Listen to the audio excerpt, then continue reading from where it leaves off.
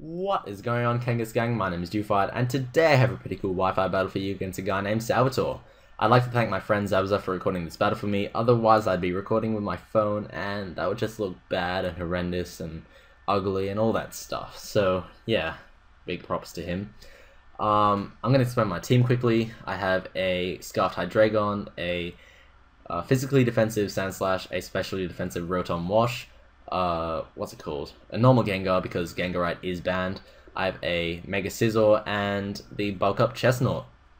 Looking at my opponent's team, the biggest threats would be the Haxorus and the Togekiss, but as you'll see later on, the Simipour actually becomes the biggest problem, which is pretty strange. So yeah, let's jump into the battle. I like to mention that this is a prototype team, so this is the first battle I used it, and it ended up being a pretty awesome battle, so I decided to upload it. Anyways, I lead off with my Hydreigon as he starts off with Ferrothorn. I always like to lead off with my Scarfer if I do have one, because I do like the speed advantage. I can just switch out whenever I want. So yeah, I go for the Flamethrower, just playing it safe. But he doesn't switch out, which is pretty strange. Maybe he predicted me not to have a Fire-type move. But otherwise I would be carrying the Focus Blast. I don't know his thought process there. But anyways, I'm really scared of the Dazzling Gleam, so I switch out into my Rotom, and I'm able to take that like a boss. I also take a Grouse Knot to the face, and that's not too bad because Rotom doesn't weigh anything. I go for the Volt Switch, predicting him to switch out.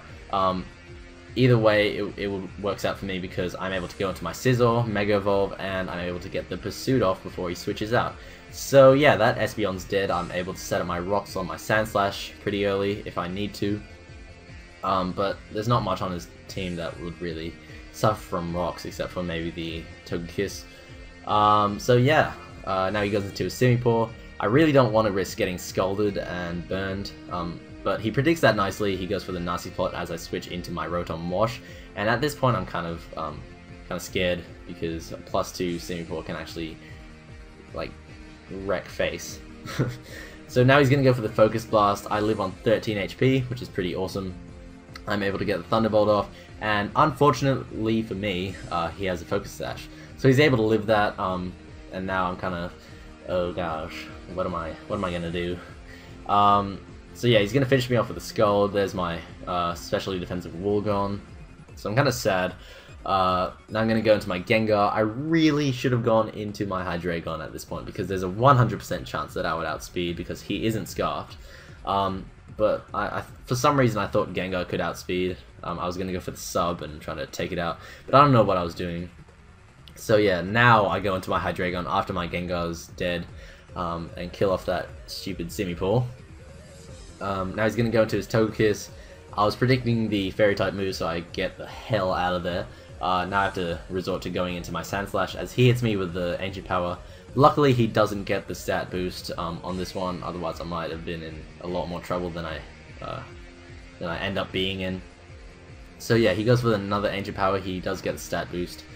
At this point I really want this thing dead, so I go for the Stone Edge, trying to get off as much damage as possible.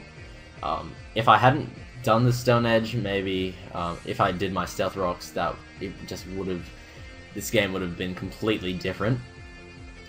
He's going to hit me with the Air Slash, and that's going to be able to take me out. Now I'm going to go into my Hydreigon, and I'm going to go for the Flamethrower. I just want to make sure 100% that my Scizor can Bullet Punch it to death. I wasn't sure if a +1 defense Togekiss at 60% health would die to a Bullet Punch, so right now I go into my Scizor after the Flamethrower. Now the Togekiss is at about 40% health, and that Bullet Punch should be able to kill, and it does, which I'm pretty grateful for. This game could have ended a lot worse for me.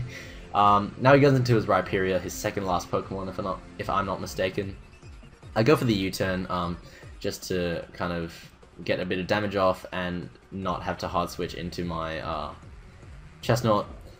He goes for the Drill Run. I'm lucky I brought in the Chestnut, otherwise my Scizor would have taken a heap ton of damage. Now I predict him to switch out. I go for the Leech Seed. It's not a big deal because Rhyperior can't really damage me. Chestnut is super bulky. So now I'm getting health from Leech Seed and lefties and all that good stuff. Right now I go for the Bulk Up because he's at -1 speed.